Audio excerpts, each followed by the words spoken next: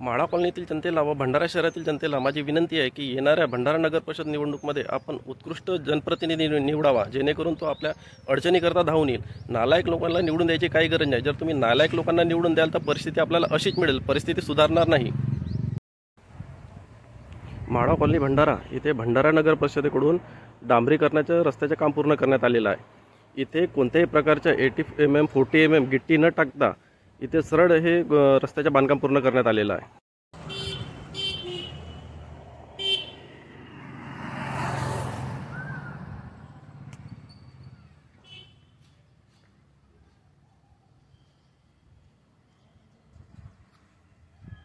हे बांधकाम 16/6/2025 ला करण्यात आलेलं होतं। तसेच या रस्त्याच्या दुसऱ्या बाजूला सुद्धा हे रस्त्याचे बांधकाम कालच पूर्ण करण्यात आलेलं आहे आणि इथे मधामध्ये कोणत्याही प्रकारचे काँक्रिटीकरण करण्यात आलेलं नाही। फक्त साइड डंपला यांनी गिट्टीने काँक्रिटीकरण केलं आणि मधात कोणत्याही प्रकारचे काँक्रीट टाकण्यात आलेलं नाही। यांनी सरळ मातीवरही डांबरीकरण घुटलेलं आहे।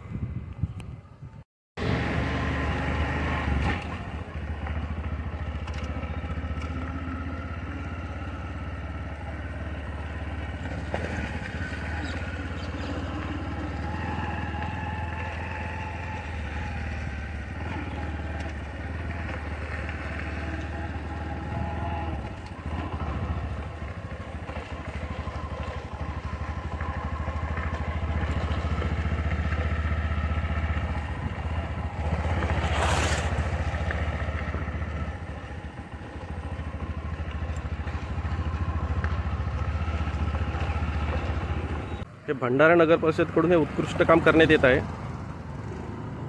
आणि भंडारा नगर परिषदेचे मुख्याधिकारी साहेब करणकुमार चव्हाण व संबंधित जई यांना भारतरत्न देणे फार गरजेचे झालेलं आहे। पावसाळ्यामध्ये डांबरीकरणाचे काम सुरू केलेलं आहे, म्हणजे जनतेच्या टॅक्सच्या पैशाची कशी विल्हेवाट लावी यांना माहीत आहे। त्यांना माहीत आहे की अवघ्या 6 महिन्यामध्ये हा रस्ता उखडला तरी यांच्या खिशातले पैसे जाणार नाही, हा जनतेच्या टॅक्सचा पैसा जाईल।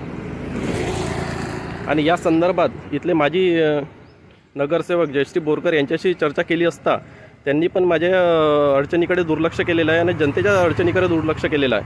हे काँग्रेस पक्षाचे असल्यामुळे यांच्याशी मी संपर्क साधला, पण त्यांनी पण या घटनेकडे दुर्लक्ष केलेलं आहे आणि मला पूर्ण गॅरंटी आहे की हा रस्ता अवघ्या 6 महिन्यामध्ये आपला जीव सोडणार आहे आणि हा 6 ते 7 महिन्यामध्ये पूर्ण रस्ता खराब होईल याची गॅरंटी आहे। आणि मी करणकुमार चव्हाण साहेबांना सांगू इच्छितो की जर हा 6-7 महिन्यामध्ये जर रस्ता खराब झाला तर आपलं पूर्ण भंडारा शहरामध्ये मी सत्कार करेल। ही बांधकामाची क्वालिटी बघा।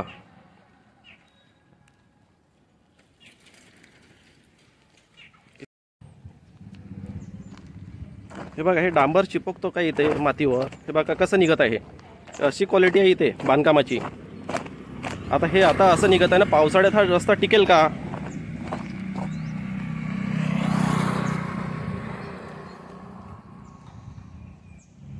इथे कोणत्याही प्रकारचं काँक्रिटीकरण बरोबर झालेलं नाही।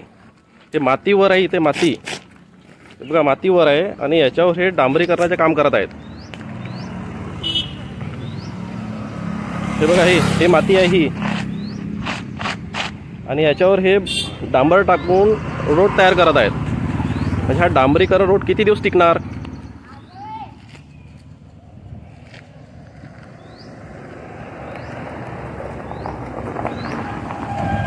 नगर परिषदेला माझी विनंती आहे की रस्त्याचं काम चांगलं करायचं तर करा, नाही तर नको करा। जनतेच्या टॅक्सच्या पैशाची विल्हेवाट लावायची कोणतीही गरज नाही। त्यांनी साईड डंप भरलेला आहे, इथे खोदकाम करून त्यांनी गिट्टी टाकलेली आहे, पण या बाजूला यांनी खोदकाम केलेलं नाही। इथे मातीवर आहे, भले गिट्टी दिसत असेल पण माती आहे। मातीवर डांबर चिपकणार का? हे साधे इंजिनियरला समजत नाही का? आणि करणकुमार चव्हाण साहेब, आपण या ना, बघा ना, आपल्या जो अध्यक्षतेखाली जो विकास होत आहे त्या विकासाची पाहणी करायला या ना आपण। म्हणजे यांनी जनतेला मूर्खामध्ये घोषित केलेलं आहे। यांना असं वाटतं की जनता मूर्ख आहे, आम्ही काही केलं तरी चालेल। आणि हे जे कंत्राटदाराला जे काम दिलेलं आहे याबद्दल कोणताही माहितीचं इथे फलक लावलेला नाही की कंत्राटदार कोण आहे, इंजिनियर कोण आहे आणि किती खर्च या बांधकामाला मंजूर झालेला आहे, याबद्दल कोणती माहिती भंडारा नगर परिषदकडून इथे जनतेला देण्यात आलेली नाही।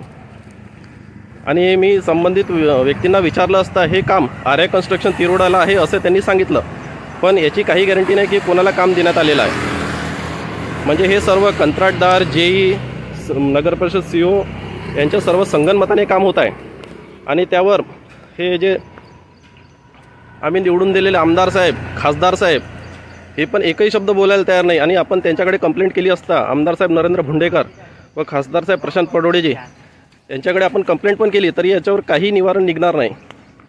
या कंत्राटदारावर कोणतीही कारवाई करण्यात येणार नाही.